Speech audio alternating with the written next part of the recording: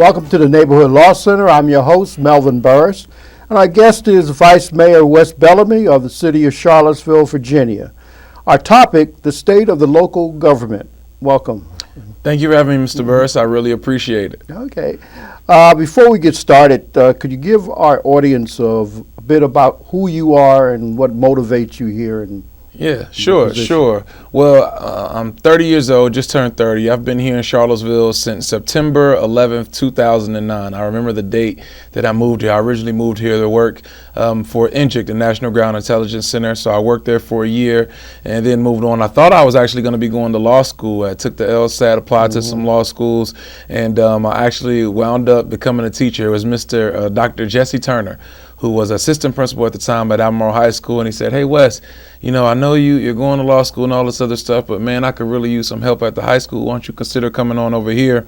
And I did, and it was around the same time I started doing some community work, the Boys and Girls Club, and I wound up starting a boxing club, and it just kind of started weighing on me. You can't leave the kids, you can't leave this community, and at that point, I just continued to just follow my passion of education and wound up getting my master's and staying in the classroom and then just doing everything I can to try to make this community a better place. Okay, congratulations. But you see, you're involved quite a bit. Why is it important for citizens to get involved like yourself? Well, I think it's important for us to be able to not only be at the table, but have a seat at the table and be involved in actually the picking of the menu. My grandmother would always say to me, if you're not at the table, then you are on the menu. And one of the things that I would see when I first moved to Charlottesville was that there was just a lack of not only diversity in terms of race, but also age and ideology. So unfortunately, we weren't having a lot of people with different ideas come about and speak on different things, and that's kind of where I wanted to fill that void and work with other individuals. And I think we need it now more than ever, because if we truly want to change this community for the better, then we need to hear from several different opinions and several different outlooks and views from different people in regards to what we need to actually do. There's a large emphasis on different community initiatives, whether it's zoning or whether it's trees or parks or bike lanes and so on and so forth. But we also need to think about the other side of that. And if we don't have people coming up to us and saying, hey, living wage or issues such as affordable housing or issues such as bringing in new jobs, if that's not at the forefront in terms of equity and things of that nature, then it may not actually come to fruition. Well, you almost answered my question, but what specific issues have you focused on to make this city a better place for all of us? Well, I think equity is the biggest piece for me, and equity and equality, I think, are two words that people oftentimes misconstrue.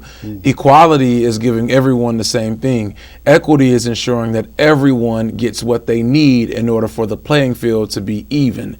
And that's where I think we have to put some more attention. Since I've come in, one of the things that I really wanted for us to focus on was the Alliance for Black Male Achievement. We've been able to get that off the ground. We have two different components for it. It's for young men as young as the age of 12, going all the way up to African American males at the age of 29. So we have the Young Lions. Again, that's from grades 7 through 12. And we have a Saturday Academy for them, different programs to kind of help them not only get the cultural and educational piece that they need, but actually empower them to do well academically, socially, as well as moving forward in their careers. And then we also have the Circle of Brotherhood component for African American males between the ages of 17 and 29, and we work with job training. We work with getting them any and everything that they need. So if you look at skills trades, you look at computer technology companies that we've been able to partner with to teach them how to go into that avenue in that field. And also, again, anything that we can do to help them be successful, that's what we're here for. We were able to also, since I've been in office, get a female empowerment initiative off the ground.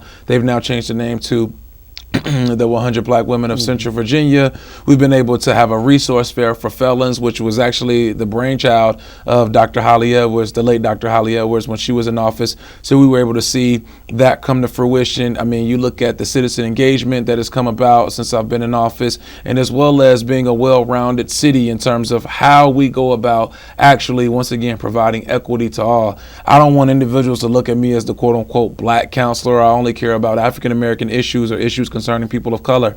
And I care about all issues, but I think there's very few people here in the city of Charlottesville who can attest that there's been an equal playing field all the way around. And I think it is my position to be a voice for the voiceless and speak up on some of those things and create programs so that we can have lifelong, sustainable, continued growth for all people here in the city. Okay, well, let's talk about economic development here and the workforce. You talked about a living wage. Yes, sir. If a person can't feed their family, Yeah. it makes a difficult time for Yes. them. So what are we doing here in the city of Charlottesville to make sure we level that playing field? Well, I think it starts initially, you have to do it on two fronts. The first front being job training, getting individuals who aren't currently equipped to go into certain fields to actually have the tangible skills and tools they need in order to be able to compete for those jobs.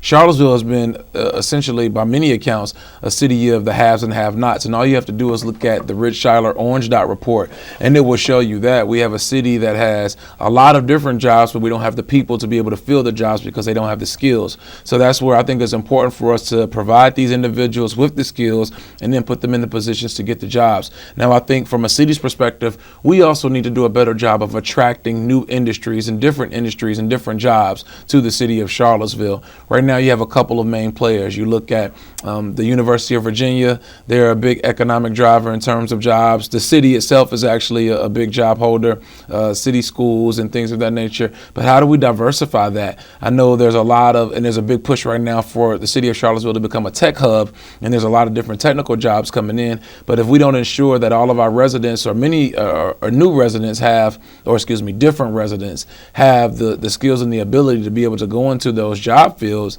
then it may be all for naught.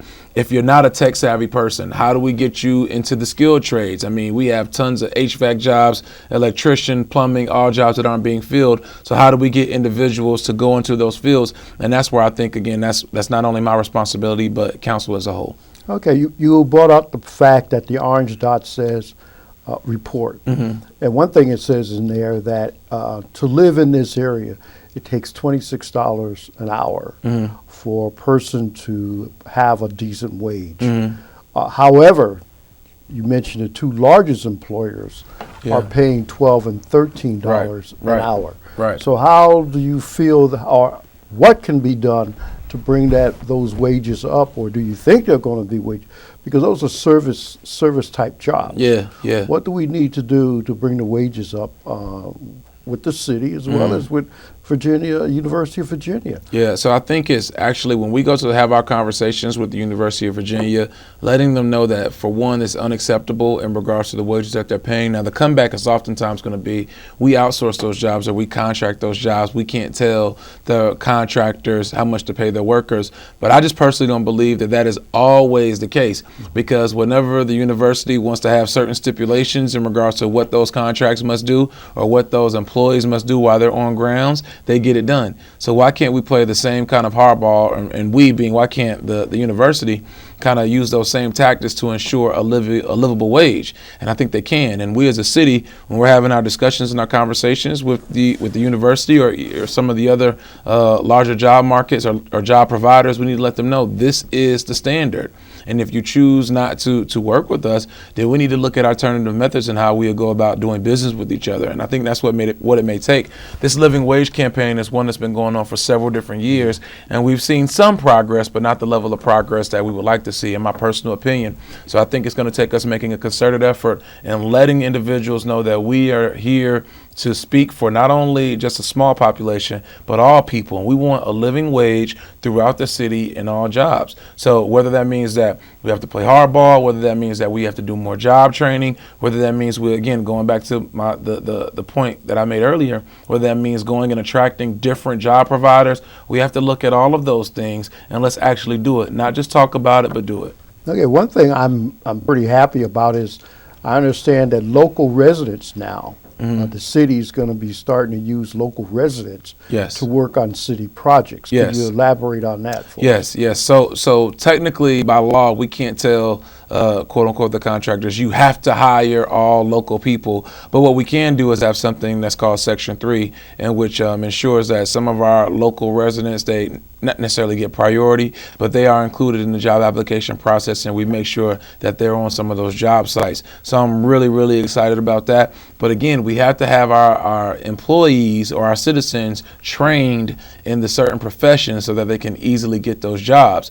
Well, we hear from employers all the time, the jobs are there, but we don't have the people to go into the work. So we got to work on that. So how are you going out and bringing people in or letting them know about this? So I just proposed a plan at the city council meeting last week that had several different points on it. One, in terms to the workforce training option, was ensuring that for our public housing residents, we will now, from this point forward, that we allotted a certain amount of money that will provide all residents free GED training, as well as GED, the testing, the fees for free. And also we will look at partnering with PVCC to cover a portion of their tuition, or partner to have a scholarship for a portion of their tuition so that they can get the proper training that they need. When you look at the GO initiatives, the Growing Opportunities initiatives, that's a excellent training mechanism that we currently have, and I think that we have to continue to use it, as well as grow others, to make sure that we ensure all residents have the training that they need. Okay. You know, one thing with affordable housing, affordable housing here in the city of Charlottesville. It's not affordable. Or affordable to who? Well, housing. I noticed down on 2nd Street, now they're having these condos or homes that start at $400,000 to $1 million. Right. Here in the center of town, how do you expect people to purchase a home here and live here in the city? Regular people, I'm talking about. People who are just making $12 or $13 an hour. Yeah, it's a very tough kind of dynamic in what you see. We got a housing study back, we being city council, we got a housing study back that said that Charlottesville has a super high level of individuals with high income here in the area, right? Like, go figure. But those individuals are in turn purchasing the housing that may be for the middle income individuals, and then the middle income individuals are purchasing all the housing for the low income people. So the study suggested that we actually build more high income housing so that kind of it can trickle up. The high income people will then buy the high income, the middle income will then be able to buy the income, and the low income will buy the low income. I'm just not necessarily sold on that model. I think we have to do a better job of not only redevelopment of our public housing and low income housing sites, but I think the city, we should look at purchasing the parcels that are within the city and look to buying and building our own housing, and then using or selling that housing, or putting or creating an upward mobility track for those who can't necessarily afford the high level housing, getting them into our housing, or working with developers to afford them either tax credits or different mechanisms, or different incentives for them to be able to provide actual affordable housing, not high end, but affordable for low to medium income individuals. I think we can do so. It's going to require patience and consistency, but I believe that we'll be able to get there. Okay. One thing the city council is working on is form-based code, ordinance, I guess, code. And it appears to be, as I listen to people, it's more of a gentrification type of tool than something that would help the city. Could you kind of elaborate on that? Yeah, gentrification. I mean, the form-based code, some people have said that it may create more gentrification. Other individuals have said that they need to just kind of see what happens, because it can indeed provide more housing. Honestly, I think the jury is still out on it. One of the items that I included in my equity package at the last council meeting was for us to begin having forums in either town halls or community meetings explaining in detail what form-based code is, what the Affordable Housing Fund actually does, what it's going to be used for. And I think with those conversations, then we can make the decision about whether or not to bring not only form-based code or what it will look like in the city of Charlottesville, but our citizens will be informed about what it means to them and how we can actually utilize it to get the best out of the situation. Well, if citizens, how do citizens participate besides sitting and listening? I mean, how can we say, hey, stop? What do citizens have to do? Well, I think there's a couple of ways. We read every email that we get. So if you send us an email at council@charlottesville.org, I think it holds a certain amount of weight. And also showing up and participating in the meetings, whether that's the city council meetings, the planning commission meetings, things of that nature, the BAR, the Board of Architecture Review meetings. Like, we need individuals to show up to those meetings and let their voices be heard, or get the information so that we can disseminate it to the others who may not be as informed as some of us who do know about it. We got to attack it from both sides. And if this is something that we really don't want, citizens and residents have to be vocal about it, because all elected officials, I will tell you, there is not one who does not care about the concerns of the people in which they hear a large amount of responses in regards to a certain particular issue. And if you're vocal about it and you continue to be consistent about it, we have to pay attention to it. Maybe I'm being optimistic about, the good people who are elected, but I just personally believe that it's very difficult for you to say that, well, I'm just going to ignore what all of these people are saying and not listen to and pay attention to what they're talking about. Okay. We're going to take a quick break here. This is the Neighborhood Law Center. I'm your host, Melvin Burris. Our guest is Vice Mayor Wes Bellamy, and the topic is the state of the local government here in the city of Charlottesville, Virginia. Now that we said that, let's look at what are some of the important functions of your position? Yeah. Well, I think in terms of me being the vice mayor, I think people need to understand, City of Charlottesville, we operate under a weak mayor system. So the mayor and the vice mayor, we essentially have no more power than any of the other councilors. While we work together and help, set the agenda. If the mayor's not there, then I'll run the meeting and things of that nature. But I'm essentially just one voice and one vote in regards to the other five counselors, or the other four counselors, 5 of us in totality. So, but my role also, I think, is to be a community advocate and speak for those who don't normally have a voice, or those who may not always come to the meetings or are always included in certain decision-making processes. And then building bridges and kind of being a conduit between those who may be very well informed or who have always been a part of the process and those who aren't. That's where I have to play my role, and that's where I have to be able to say, hey, not only do I have to speak for these individuals, but I have to speak for the others, but let's figure out how we can meet in the middle. Okay, let me ask you this one then. How does your life experience help you govern or play a role in your decision making? Well, it plays a big role. As an individual who grew up in low income and public housing, I know exactly what that feels like. I know what it feels like to not have certain things. I know what it feels like to kind of feel as if you haven't been heard. I spend a lot of time now with individuals who feel that way for the most part. They don't feel as if their voice is always heard. So, again, I know what that feels like firsthand. So I believe I do have an obligation, a duty, and a responsibility to not only speak for them, but to help them stay and remain engaged in the process, and let my colleagues on council know that, my consistency in terms of who I speak for, I hope to speak for all, but my consistency in regards to how I address issues or how I go about with community engagement and talking to people, that's who I am and that's who I'm going to be. I like to be in tune and in touch with the people. I'll never forget when I was growing up in Atlanta, seeing, Mayor Bill Campbell come into my neighborhood and shooting hoops and playing basketball with us. Those are the things that I like to do. I still play in the Tonsler Outdoor League. I play in several men basketball leagues in the city. I like to go and work with kids and work out and do different things with them. I like to pop up and just walk around the community and talk to different people, because that's what I saw growing up. That's who I am. I try to be an advocate and a man of the people, and I hope that doesn't change anytime soon. Okay, well, my wife told me I do have to be home a little bit more now, so yeah. Let's do that first. Look at the family. How are you going to evaluate your success of your plans or your visions 4 years from now? How are you going to look back and says, I was successful, or I didn't do enough? Yeah. What are your measurements? Yeah, my measurables. I mean, I have to look at the unemployment rate here in the city, and then the poverty rate. So in 4 years, while I was on council at the end of my term, has the poverty rate in the city gone down? Has there been upward mobility? Has redevelopment in our public housing sites, has it actually happened? Do we actually see individuals who were once kind of uninvolved and disengaged, are they empowered?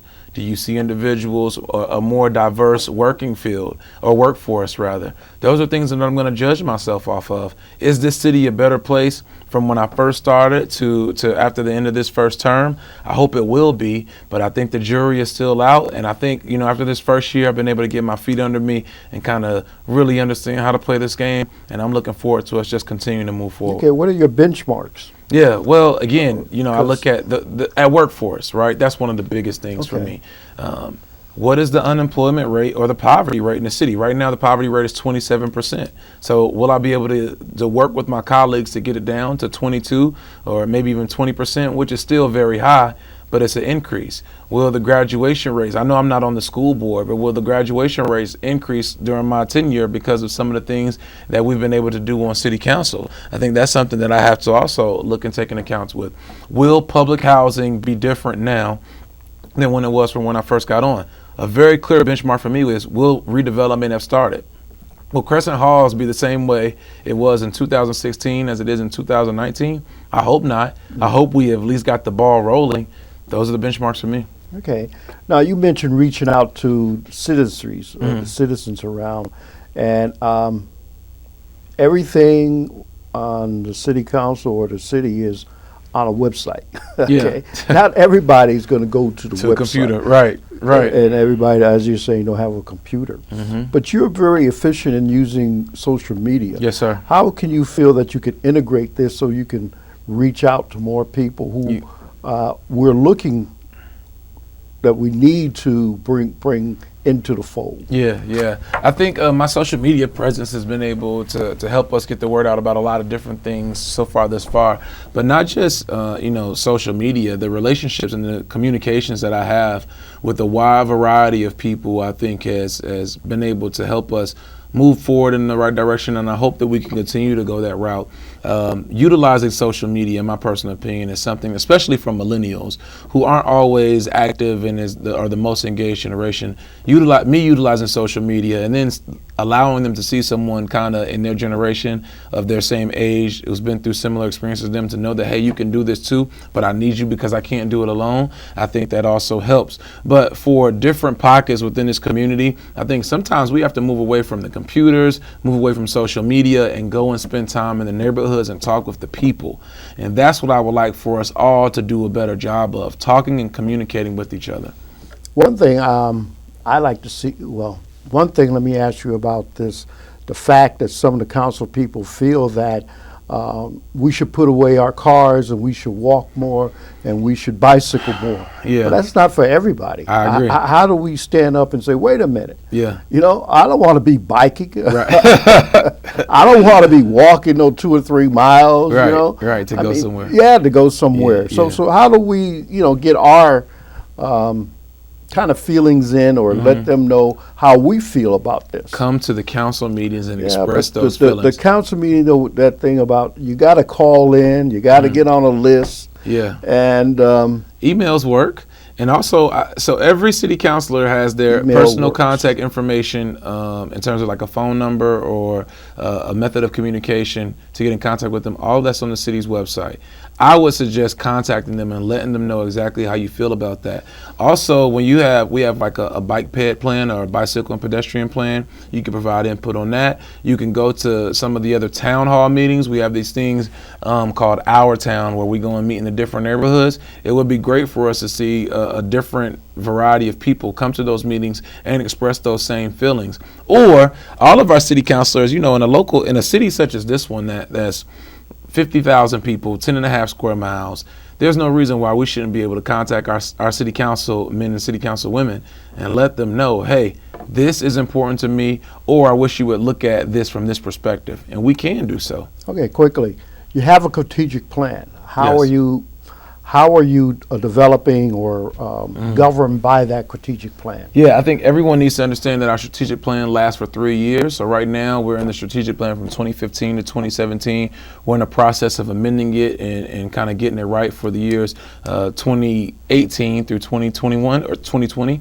So I think it's important for us to not only have input and engagement in regards to the strategic plan, but as a city councilman, it's my responsibility to look at those 5 goals and say, hey, the decisions that we're making or the items that we're bringing before council, where do they fall in line to our strategic goals and our strategic planning? If it's not there, or if it's not kind of hitting on one of those milestones or under one of those goals, then we need not do it. I think as a city, we need to start focus on doing the things that's already on our plate well and not always adding new initiatives.